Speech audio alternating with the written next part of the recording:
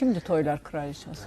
Böylərdən üzr istəyirəm. Toylar kraliçası deyəndə ki, necə deyim, mən sırf toylarda oluram da belə, palatka toylarında daha çox oluram.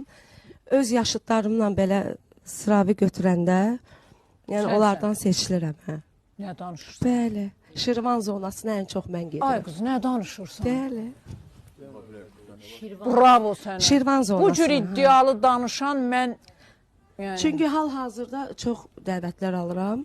Uje belə deyək də, uje kalendarı doldurmuşam sezona. bir anlıq yadıma Gül xanım düşdü. Nə deyir mənəm, Gül xanımam. Heç kəs Gül xanım ola bilməz. Çamadan. Aha, mənlik. Bax, sumkası var idi. Yaxşı, oldu.